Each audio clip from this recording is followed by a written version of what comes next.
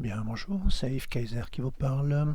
Bienvenue sur ce module vidéo qui va parler des fenêtres, de la présentation des fenêtres. Ça a l'air tout à fait trivial et banal, mais il y a pas mal de choses à faire et pas mal de choses à améliorer au niveau de la présentation pour être après plus efficace dans son travail. Donc à la base, on a trois zones. Il y a une zone là-haut avec des outils. Il y a une zone au centre qui affiche le contenu et une zone à gauche qui sont des raccourcis qui permettent d'accéder à différents endroits rapidement. Ce qui a l'air trivial aussi, enfin ce qui est trivial aussi, c'est le redimensionnement. On peut redimensionner une fenêtre en prenant n'importe quel coin. Je ne vais pas faire les quatre, mais voilà, ça marche avec tous les coins. Si je touche avec la touche majuscule, cela fait un redimensionnement proportionnel. Je ne sais pas à quoi ça sert, mais en tout cas ça existe. On peut aussi agripper une fenêtre par le côté, donc on peut écarter aussi par le côté, par le bas, par le haut, et évidemment aussi de l'autre côté. Donc là j'ai à peu près arrangé ma fenêtre comme je voulais, un petit peu plus large, voilà. On voit aussi après que là il y a des décalages, donc on peut aussi redimensionner les colonnes en amenant la souris ici. On peut aussi redimensionner et réadapter, éventuellement si c'est trop petit, écarter un petit peu. Voilà, ici on écarte un petit peu parce que là il y avait des choses qui étaient coupées. Donc on peut aussi redimensionner les colonnes. Pour le déplacement des fenêtres, il faut attraper une zone grise qui n'a pas de bouton. Par exemple ici, là, il y a une zone qui permet de déplacer. Ici, toute cette zone-là permet de déplacer. La zone en dessous qui est inactive également, celle-ci aussi permet de déplacer les fenêtres. Donc là, il ne faut simplement pas être sur un bouton et puis viser une zone inerte. Un autre élément qui concerne les fenêtres, c'est lorsque je suis dans un dossier, par exemple prenons celui-ci, et que je dois ouvrir une deuxième fenêtre, par exemple avec les modèles. Donc si je clique dessus, évidemment, ça va changer le contenu à l'intérieur de la fenêtre, donc c'est pas ce qui m'intéresse. J'en profite pour montrer les flèches avant-arrière, donc là je reviens en arrière. Donc on peut ici utiliser une touche, la touche commande. Si on appuie la touche commande et qu'on clique ici, on peut ouvrir une deuxième fenêtre sans évidemment perdre le contenu de la première. Ce qui permet ensuite évidemment de transférer, de passer un fichier d'un côté à l'autre, de le mettre dans un des dossiers, et voilà. Donc c'est assez intéressant de pouvoir ouvrir une fenêtre avec ce raccourci clavier. Ce qui peut aussi être utile dans la gestion des fenêtres, ce sont les onglets. Alors, même si moi je ne travaille pas beaucoup avec les onglets, ça pourrait tout à fait vous convenir. Alors on va déjà les activer. Nous sommes donc au niveau du Finder, d'une fenêtre. Donc on va dans le menu présentation. Et là on a affiché la barre des onglets. Ok, il y a une barre ici une nouvelle couche qui s'est ajoutée. Et on peut ici avec le plus rajouter un onglet. Alors prenons loisirs, voilà, une petite présentation par liste, voilà, ok. Donc j'ai un onglet avec des loisirs et j'ai un onglet avec la présentation. Je peux sortir l'onglet ici et en faire une fenêtre séparée. Et je peux ensuite réintégrer l'onglet en étant bien dans la zone des onglets ici avec ma souris. Je peux l'agripper, le bouger un petit peu et ça devient quelque chose, une fenêtre que l'on peut déplacer. Et je peux ensuite le placer à l'endroit que je veux. Plaçons-le à la fin et je lâche. Et ensuite, cet onglet-là réintégrer la première fenêtre. Je peux de cette manière-là transférer des onglets d'une fenêtre à l'autre. Par exemple celle-ci, je peux très bien aller le transférer ici. Voilà.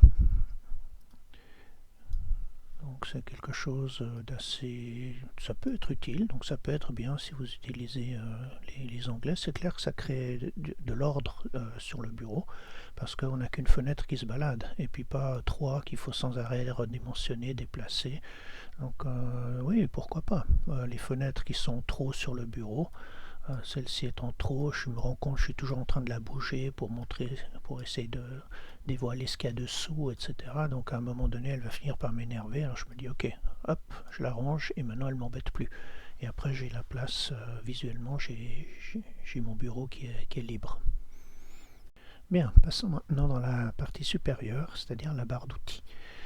Vous avez déjà découvert dans mes manipulations qu'on pouvait aller en arrière et revenir en avant. Ça, ce sont les petites flèches bien connues dans les navigateurs web. C'est le même principe quand on veut revenir à la page précédente.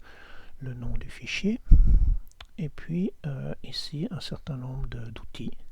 Alors, il y a l'outil de présentation qu'on avait déjà vu quand on avait parlé du menu présentation. Ici, il y a 4 possibilités qui sont représentés ici. Donc soit par icône, et ensuite avec les icônes j'ai une possibilité d'agrandir ou de rapetissir. Donc ça c'est assez sympa quand il y a relativement peu d'éléments sur l'écran. Quand il y en a trop, on est très vite dépassé visuellement, donc on n'arrive plus à afficher tout ce qu'on veut. Donc à ce moment-là, on peut passer en mode présentation de cette manière-là, en mode liste. On peut être en mode colonne, ou bien en mode ici vignette. Alors l'avantage du mode vignette, c'est que on voit donc un aperçu. Si j'agrandis un petit peu, on voit carrément, c'est vraiment un aperçu de bonne qualité et on voit ce qu'il y a dans le document. Ce qui permet assez rapidement de repérer un fichier, de repérer un document, une épreuve ou quelque chose, sans même devoir ouvrir le fichier. Parce que souvent, qu'est-ce qu'on fait? On double-clique sur le fichier pour regarder ce qui est dedans, puis après on se dit, ah ben non, c'est pas ça, on le referme, puis on recommence avec un autre. Ici, on peut afficher sans autre les médias. Donc, si je vais ici dans la présentation de dossier, par exemple, et puis que je veux regarder des images, et que je choisis le mode ici de cette présentation-là, oups, c'est pas ce que je voulais. Voilà, je dois l'ouvrir le dossier image, voilà, double-clic. Et maintenant que je fais cette présentation, eh bien, je peux aussi choisir ou repérer en tout cas une image. C'est un bon moyen de visionner les images d'un dossier. C'est assez rapide. Avec la souris, je peux avec le doigt aller de gauche à droite avec la souris, ou alors agripper l'ascenseur ici, horizontal, pour passer de l'un à l'autre. Donc ça c'est assez sympa, puis en plus on a après à droite les informations, et on peut même avoir plus de détails dans les informations, de manière à pouvoir faire des repérages avec les photos qu'on a fait.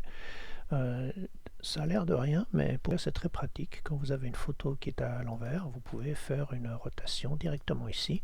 Et je vous rappelle, nous n'avons pas ouvert le moindre logiciel, la moindre application d'image. Ça se fait avec le système du Mac. Il prévoit ceci. Et on peut même jouer avec de l'annotation. Et après, on a ici des outils d'annotation. Prenons ici. Voilà, et puis dire, voilà, on était dans cette zone-là.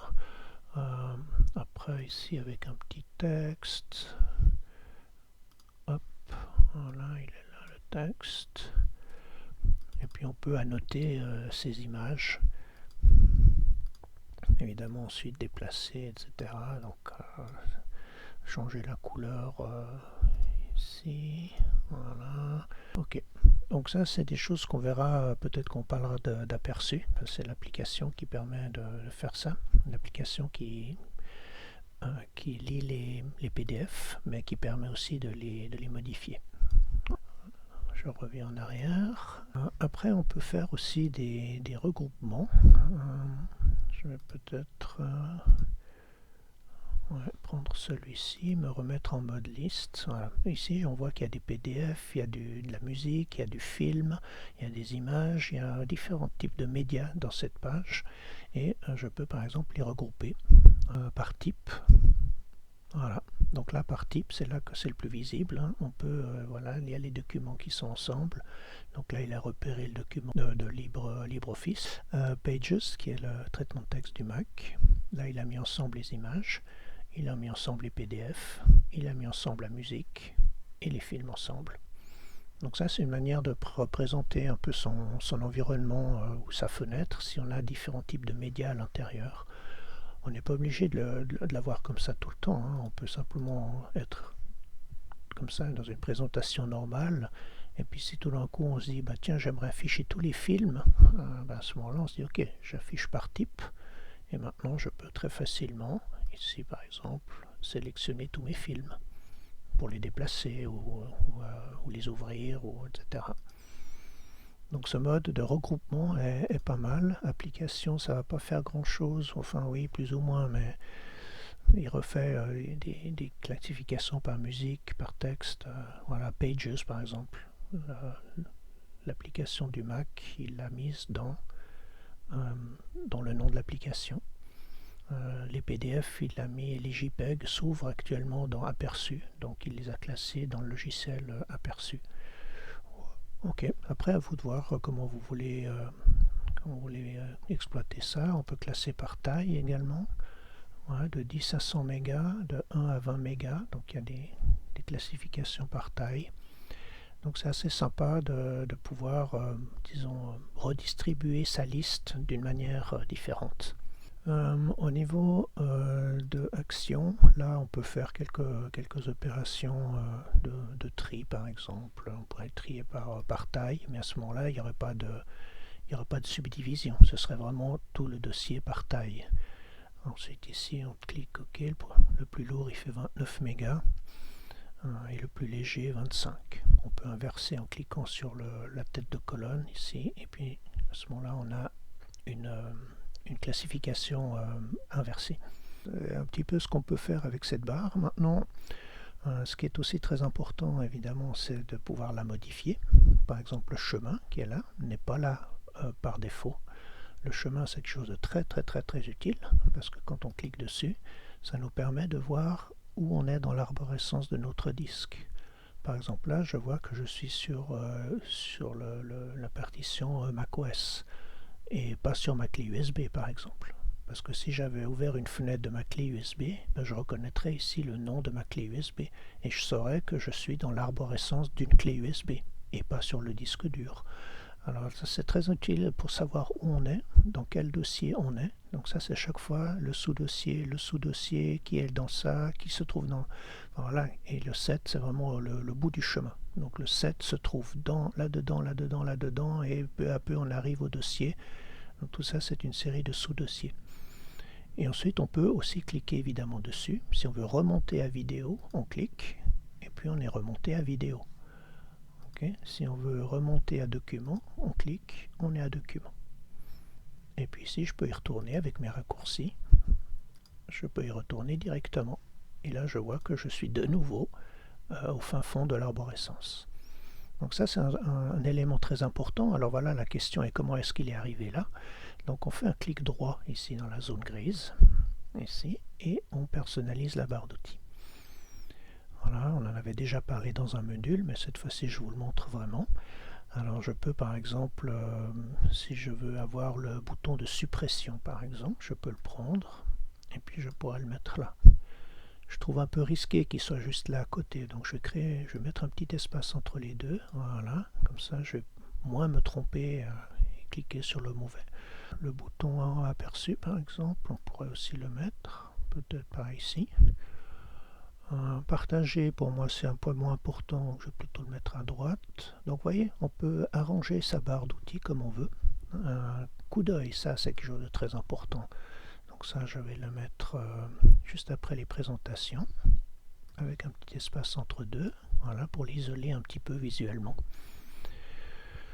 Si vous êtes complètement perdu et puis que vous ne savez plus où vous en êtes, vous pouvez aussi prendre la barre par défaut. Donc là, vous prenez toute la barre et si vous la mettez en haut, eh bien, ça va remplacer le tout par cet élément par défaut. Voilà, après vous regardez ce que vous utilisez. Hein. Si vous utilisez le partage AirDrop, si vous avez un iPad, un iPhone et que vous voulez passer des documents d'un appareil à l'autre, par exemple, à ce moment-là, AirDrop pourrait être utile dans la barre, tout en sachant qu'il est aussi là à gauche dans la barre latérale. Okay, donc voilà, à vous de voir où vous en avez besoin. Il y en a beaucoup qui mettent nouveau dossier. aussi. Parce que du coup, il n'y a même pas besoin de connaître la commande N, N pour new, qui crée un nouveau dossier. Et bien on sait que dans n'importe quelle fenêtre ouverte, on a à disposition la création d'un dossier. Voilà. Et puis le chemin, évidemment, c'est celui-là qui était déjà que j'avais déjà rajouté. Donc j'avais fait pareil, je l'ai rajouté de cette manière-là. Si vous avez un lecteur DVD ou un lecteur CD et puis que vous regardez beaucoup de films et que pour vous, voilà, c'est la manipulation d'un DVD est quelque chose de très fréquent, vous pouvez aussi éventuellement rajouter le bouton éjecter, ce qui vous permet dans n'importe quelle fenêtre de cliquer dessus et ça éjectera votre média. Voilà, c'est à peu près tout. Après oui, à lire les infos, ça c'est assez intéressant aussi. Ça on peut le mettre assez à droite. Voilà, on verra tout à l'heure ce qu'on peut en faire. Ok, donc voilà. Donc à partir de là, avec ce que j'ai rajouté, je crée un nouveau dossier. Et là, voilà, il est là. Si je suis par exemple dans une autre fenêtre, si je suis dans cette fenêtre-là et que je fais nouveau dossier, voilà, il a créé le nouveau dossier là. Ok. Le chemin, ça on a vu. La présentation, là maintenant, elle s'est un peu ratatinée. Avant, on avait 4 icônes à l'horizontale, mais quand on rajoute des éléments, elle se ratatine et puis on fait un choix vertical comme ça, hein, par icône, par liste. Voilà. Donc, soyez pas surpris si d'un coup, vous n'avez plus vos icônes à l'horizontale. Le coup d'œil, c'est quelque chose d'assez intéressant parce que ça permet de voir le fichier sans même l'ouvrir. On avait déjà vu ça avec la présentation ici ici la présentation par galerie d'icônes, c'est le même principe, sauf que là vous pouvez regarder média après média en grand. Donc si je vais aller sur le deuxième, voilà, puis je descends avec la flèche du clavier, je descends, voilà, donc là ça me montre différents médias. Ça c'est un média PDF, ça c'est un média LibreOffice, ça c'est un média Pages, ça c'est un média de aperçu, ça c'est une image, image. Là c'est un son. Ok.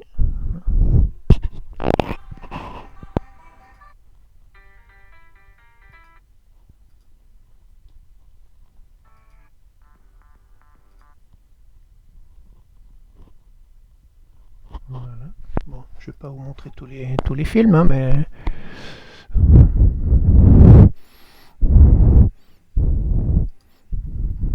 voilà.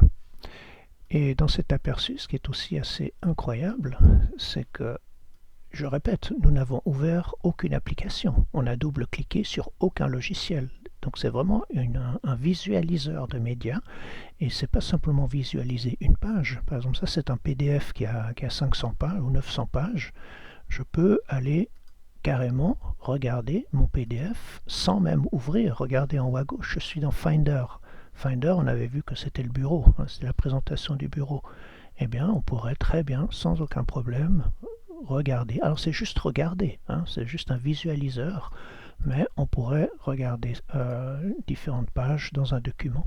Au niveau de la présentation, j'ai pour l'instant utilisé que des fichiers comme exemple. Je vais vous montrer aussi une fois ce qui se passe quand on a des dossiers. Donc là j'ai une arborescence de dossiers. Par exemple par liste, voilà.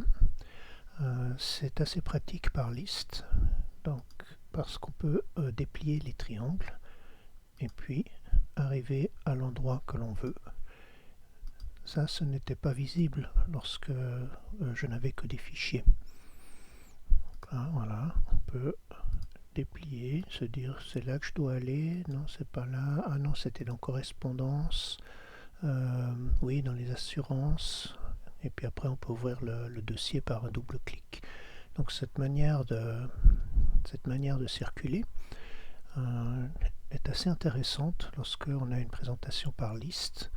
On peut effectivement passer comme ça, revenir sans ouvrir en fait le dossier, parce que sinon vous imaginez le nombre de clics qu'il me faudrait si on devait à chaque fois ouvrir ici professionnel, ouvrir 9e CO, ouvrir exercice, puis on se rend compte qu'en fait c'est pas dans exercice mais dans lecture, donc il faut refermer exercice, il faut refaire le trajet pour ouvrir lecture, donc imaginez le temps qu'on perd si on fait des doubles clics sur des dossiers. Donc ici la présentation par liste est évidemment beaucoup plus efficace parce qu'on peut très facilement aller juste voir si c'est le bon dossier ou s'il faut aller dans un autre. Voilà, donc ça c'est une chose assez intéressante. Si on présente par icône, voilà ce qui peut arriver, qu'il n'y ait aucun classement et qu'il soit là après tout d'un coup classé n'importe comment. Donc là on a, vous connaissez maintenant, hein, on a le moyen de les grouper par exemple par nom, et puis à ce moment-là ils se présenteront par nom. Donc ça c'est un exemple concret de groupement où c'est nécessaire de le faire. Et puis après, si on le déplace, vous voyez, si on le met là, il ne veut pas, parce qu'il est par nom, il est bloqué par nom. Donc à ce moment-là, on peut enlever la contrainte par nom, et puis on peut aussi faire un classement comme ceci, et puis faire l'arrangement que l'on veut manuellement. Dès qu'on a un classement ici, ça force le classement, et on ne peut plus bouger les dossiers. Ok. Pardon. Ici, donc, on avait vu par liste, par colonne, c'est assez intéressant aussi quand on est au niveau des dossiers, parce que comme lorsqu'on déplie les petits triangles pour afficher l'intérieur du dossier, on peut ici aussi circuler, mais cette fois-ci de manière horizontale. On peut circuler pour aller retrouver en se disant non, c'est pas celui-là, c'était dans professionnel, c'était dans 9e, c'était dans exercice, voilà, voilà. Puis après on retrouve ces fichiers. Okay.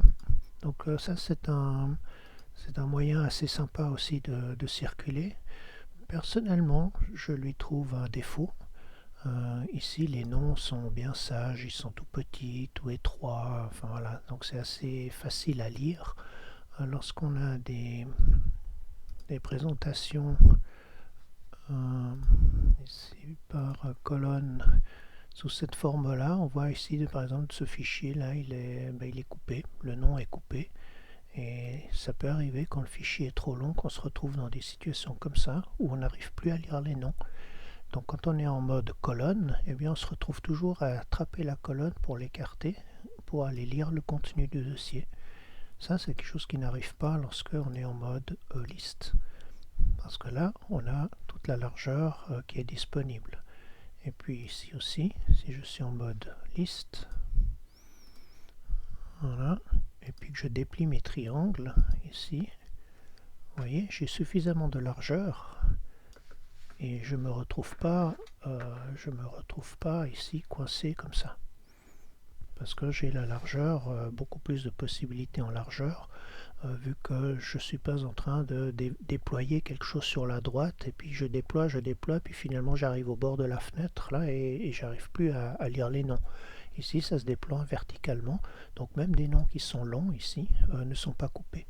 Voilà la raison principale pourquoi je préfère personnellement cette présentation-là plutôt que la présentation par colonne.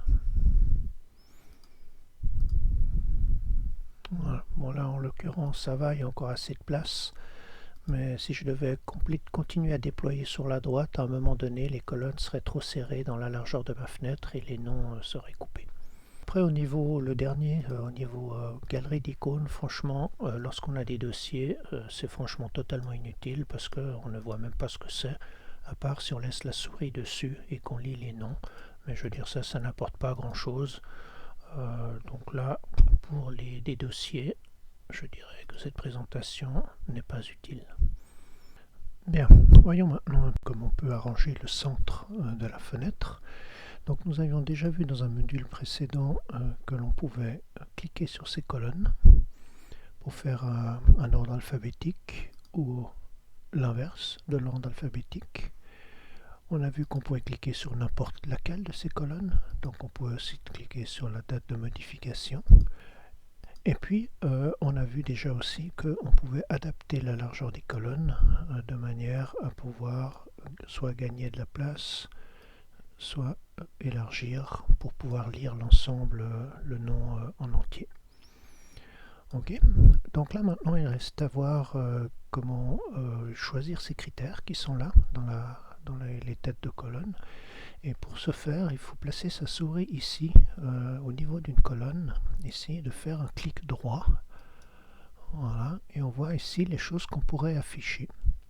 Par exemple la date de création. Je refais un clic droit. J'aimerais par exemple rajouter les tags. Voilà, donc là il faut que j'écarte un petit peu. Voilà, les tags sont arrivés ici. Date de l'ajout, ça pourrait m'intéresser de savoir à quel moment j'ai ajouté mon document. Voilà, alors après évidemment il y a un ordre qui serait peut-être intéressant de pouvoir faire. Par exemple, moi ce qui m'intéresse surtout c'est la date de modification, donc celle-ci ok, c'est bien qu'elle soit à gauche. J'aimerais aussi savoir quand je l'ai ajoutée. Donc pour ce faire, je prends la colonne ici, je la déplace pour la mettre comme ceci.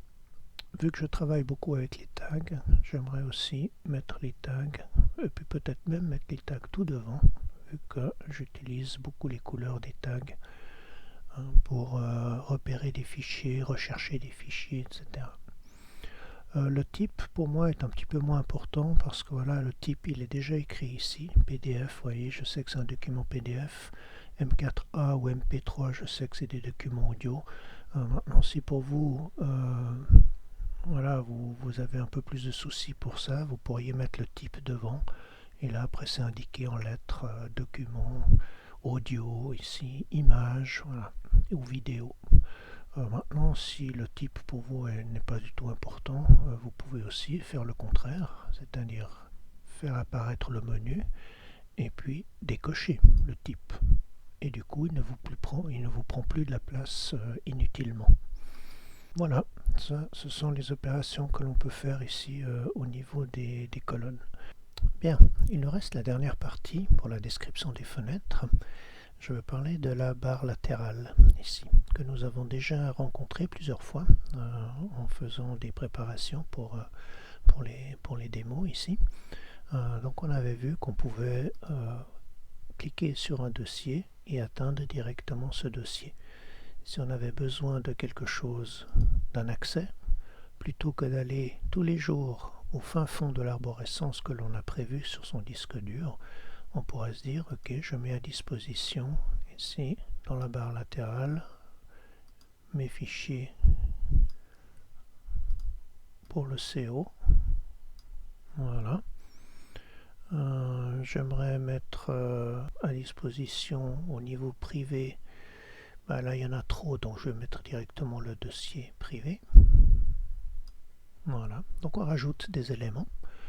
De même qu'on peut, on a vu qu'on peut enlever des éléments, donc à ce moment-là on sélectionne et on glisse à l'extérieur. Donc vous avez vu jusqu'ici ça ne s'enlève pas, et à partir d'un moment, voilà, là vous avez la croix d'effacement, à partir de là le dossier va disparaître. Si vous êtes ici puis vous le lâchez, il va revenir dedans. Donc il faut un petit peu de place pour bien l'éjecter et ensuite il disparaît. Ça, ce sont les premières choses que l'on fait pour organiser son espace de travail. On a vu aussi qu'on pouvait ici élargir la colonne, tout comme on peut élargir les colonnes ici. On a déjà vu ça aussi sur les têtes de colonne. On peut aussi le faire avec la barre latérale, si jamais on a, comme ici, un nom un petit peu plus long à présenter. La deuxième manière d'ajouter des éléments, on avait déjà rencontré aussi ça dans les modules précédents. La fenêtre fait partie du Finder, donc c'est le Finder ici qui affiche cette fenêtre.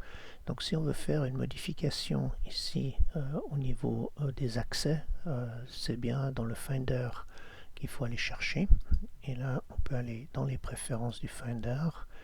Et là on avait vu, on avait déjà rencontré ça pour afficher les disques durs ou pas.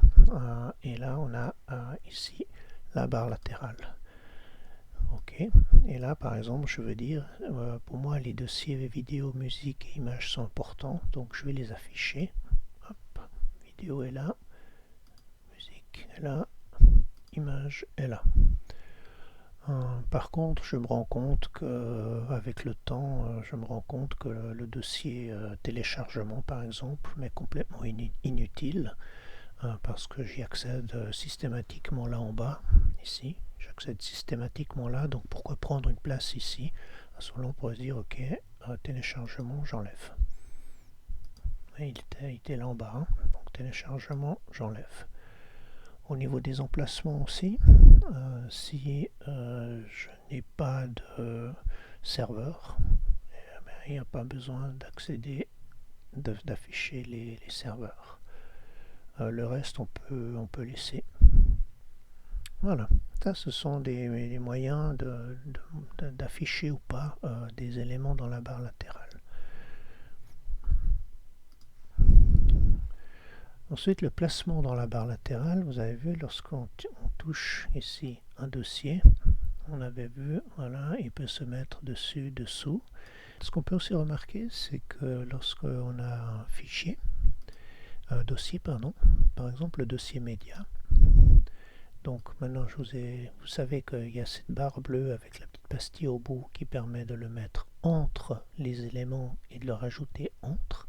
Mais si par exemple je voulais le rajouter à macOS 10, je pourrais aussi mettre ma souris sur le dossier, attendre un petit moment, et voilà, je le lâche, et le dossier média est arrivé là.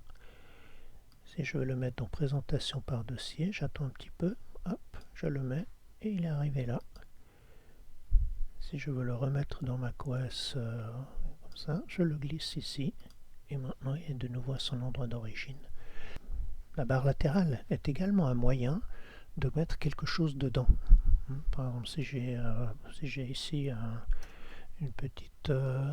dossier ici que je crée sur le bureau, je vais l'appeler New, puis j'aimerais le mettre à quelque part, je ne sais pas trop où, mais je vois que j'ai ici privé, donc je vais me le mettre dans privé. Alors hop, j'arrive ici, je le mets dans privé, je le lâche, et maintenant il est rentré dans privé. New, il est là. Donc c'est aussi un moyen, la barre latérale, de déposer des éléments pour les déplacer dans le bon dossier. En ce qui concerne les tags, ici il y aura un module spécifique pour les gérer. Moi simplement à la base, l'idée est assez simple. Je vais faire une petite présentation par type, de manière à pouvoir attraper toute la musique d'un coup. Voilà, et puis je me dis, voilà, ça va être un tag, ils vont être tagués en vert. Donc on les glisse sur le tag vert et ils obtiennent la pastille. Cette pastille est visible. Cette pastille est visible parce qu'on a rajouté les tags dans la colonne. Vous vous souvenez, ici on avait coché ça pour faire apparaître cette colonne. Donc à partir de là, il y a un marqueur sur ce fichier qui est le marqueur vert. Si le vert vous dérange, vous pouvez très bien aussi renommer vert et puis l'amener, puis lui donner le nom, je sais pas, affaire. Rouge, vous pouvez le nommer urgent. Après, voilà, c'est à vous de voir quel nom vous voulez donner au tag. Je vous le montre ici rapidement parce qu'on est dans la barre latérale. Et puis, quand on tag en fait les fichiers ou les dossiers, hein, on peut aussi taguer un dossier. Si je prends là, il y a des dossiers, voilà, je peux très bien dire, voilà, un dossier professionnel, j'aimerais l'avoir en bleu. Et puis maintenant, ce dossier professionnel est tagué en bleu. On fera vraiment un module spécifique là-dessus parce que après l'idée c'est d'apprendre qu'est-ce qu'on va en faire de ces tags, qu'est-ce qu'on va en faire de ça. On pourra par exemple rechercher tout ce qui est bleu, on pourra faire un dossier intelligent avec tout ce qui est rouge, etc. Donc c'est des choses dont j'ai déjà parlé très rapidement, mais on va réunir tout ça dans une vidéo qui traitera des tags. Il arrive que cette barre latérale disparaisse. Alors les utilisateurs sont souvent très embêtés parce que du coup ils se retrouvent avec une fenêtre comme ça. Où est ma barre latérale? Je ne peux pas la ramener, donc il faut trouver un moyen pour la faire afficher. Nous sommes évidemment de nouveau dans une fenêtre du Finder, donc si on suit cette logique là, c'est bien dans le menu présentation qu'on devrait trouver une solution. Je vais regarder Et là, je vois afficher la barre latérale. Et la revoilà. Et ainsi, on a réussi à la faire réapparaître. Cette barre latérale ne disparaît pas seulement quand on fait ça comme ça. Elle disparaît aussi parce que lorsque on ouvre certaines fenêtres, en particulier des fenêtres qui viennent d'applications téléchargées sur le web. Lorsqu'on a un dossier à ouvrir pour faire apparaître l'application qui a été téléchargée, il arrive parfois que ces fenêtres-là se présentent très nues, c'est-à-dire sans barre latérale et même sans barre d'outils. Donc je vais masquer, voilà. Donc on arrive parfois à avoir des fenêtres de ce genre-là. Et du coup, on est un petit peu embêté parce que si maintenant je continue à ouvrir, vous voyez, ça continue à garder le réglage d'avant. Donc je n'ai ni la barre d'outils ni la barre latérale. Donc là, après un moment, on se dit, oui, qu'est-ce qui se passe? Où est ma barre latérale? Et c'est là qu'on peut effectivement la faire réapparaître dans le menu présentation. On fait réapparaître la barre d'outils qui est de nouveau présente et on fait apparaître la barre latérale. Et voilà. Et après, il suffit de réajuster la largeur de la colonne et on a de nouveau tout ce qu'il faut. Ok. Je ne peux pas boucler ce module sans parler de ces trois boutons qui sont là par rapport à la gestion des fenêtres. C'est quand même quelque chose d'important. Alors, le orange, ça permet d'envoyer les fenêtres dans le dock pour ranger l'écran. Et quand on a de nouveau besoin, on les ressort. Ça, c'est déjà un bon système pour se débarrasser des fenêtres. On avait vu qu'on avait des onglets aussi, qu'on pouvait mettre dans des onglets et puis tout centralisé dans une fenêtre, mais simplement mettre dans le dock, je trouve que c'est pas mal aussi. Le bouton rouge, je ne vais pas le faire parce que ça va m'enlever la fenêtre, donc ça c'est pour faire disparaître la fenêtre. Et il y a ce fameux bouton vert. Alors celui-là, il est très piégeux, donc c'est pour ça que je veux en parler. Alors tant qu'on va rapidement dessus puis qu'on clique, ok, on se dit c'est du plein écran, pas de problème. Je vais avec ma souris tout en haut et je peux ici retrouver l'écran normal. Okay, un clic plein écran, je tape la souris vers le haut, paf, comme ça, rapidement, et puis le menu descend. Et à ce moment-là, je peux sortir.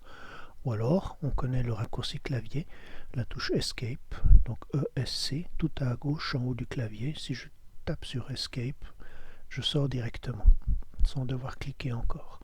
Alors jusqu'à là, c'est assez simple à comprendre. On est en plein écran, on revient en mode normal. Le problème, c'est que lorsqu'on arrive avec la souris là-dessus et qu'on attend 2 secondes, on a soit activé le mode plein écran, ça c'est le mode normal comme je viens de le montrer, mais on peut placer des fenêtres à gauche ou à droite. Alors essayons, je place celle-ci à gauche. Je vais sur celle-ci, je la place à droite. Donc voilà, est-ce qu'il y a maintenant une raison de travailler comme ça? De passer peut-être de l'un à l'autre? Oui, peut-être, oui. C'est un moyen de ne pas voir le chenille sur le bureau, d'accord. C'est un moyen ici avec la petite réglette au milieu de donner plus d'importance à une fenêtre et moins à l'autre. Ok, d'accord. Le problème, c'est que maintenant, quand je vais sortir de ce mode, je fais comme d'habitude, je tape en haut de l'écran avec la souris et regardez bien, bon, cette fenêtre va redevenir plus petite, mais regardez bien où va filer celle qui est à droite. Donc je vais maintenant sortir recliquer sur le bouton, celle-ci apparaît et l'autre est filée à droite. On a vu comme elle était aspirée sur la droite. Et maintenant pour quelqu'un qui ne connaît pas bien le Mac, elle est où cette fenêtre? On ne sait pas, parce que je vais là, je ne la vois pas, donc on a l'impression qu'elle est fermée, mais en fait elle n'est pas du tout fermée, elle est sur un autre bureau. Et les bureaux, c'est aussi une vidéo que je vais faire. Le bureau, ce sont des espaces de travail différents. Donc on pourrait créer plusieurs bureaux. Et je vais maintenant vous montrer où ils sont ces bureaux en tapant cette fenêtre en haut. Là, paf, comme ça. Hop, voilà. Je vois ici un espace apparaître. Je vais le faire un petit peu plus de côté. Hop, voilà. Je vois des espaces. Je vois que là, je suis actuellement sur celui-là, et là, je suis sur l'autre bureau. D'accord? Et pour passer d'un bureau à l'autre, il suffit de cliquer sur le bureau qui est là, Et là on retrouve la fenêtre qui a disparu. Je tape en haut pour l'enlever et voilà, elle revient dans la fenêtre principale. Et si je regarde maintenant en tapant en haut, comme ça, je vois qu'il n'y a plus qu'un seul bureau. Mais on pourra en rajouter d'autres. Okay, pour l'instant, on ne s'occupe pas encore des bureaux, on s'occupe juste des fenêtres. Donc rapidement, un clic, pas de problème, escape, je ressors. On attend un petit peu, on met à gauche, on met l'autre à droite. Donc je mets celle-ci à gauche, celle-ci est forcément à droite. Alors soit je la garde telle qu'elle, comme ça, soit je clique dessus, puis à ce moment-là, les deux sont disponibles. Si je fais escape, la première se retrouve sur l'écran, elle est sortie, mais la deuxième n'est pas accessible. Alors là, soit je vais en haut vers les bureaux avec une fenêtre, soit je peux aussi utiliser la touche CTRL, flèche vers la droite. Donc CTRL, j'appuie, flèche vers la droite. Et là, flèche vers la gauche, flèche vers la droite. Et là, on voit comme on peut changer de bureau. Ok. Donc là, je peux aussi faire escape pendant qu'on y est. Voilà. Donc ça, je pense que c'était important de montrer que voilà, c'est plutôt pour une, je dirais pour une utilisation un peu plus avancée, quelqu'un qui est déjà plus à l'aise avec le Mac, qui trouve une utilité d'avoir deux fenêtres en plein écran de chaque côté de l'écran. Personnellement, moi, je préfère travailler comme ceci. Si je dois avoir deux fenêtres parallèles, je préfère travailler de cette manière-là, et je peux faire la même chose qu'en plein écran. Voilà, pourquoi absolument le plein écran? Je ne sais pas, il y a peut-être des raisons. Peut-être que pour des images, si le fond dérange, alors on pourrait afficher l'image en grand par exemple, mais ce sont des utilisations vraiment très particulières. Bien, ce module sur la gestion des fenêtres est maintenant terminé.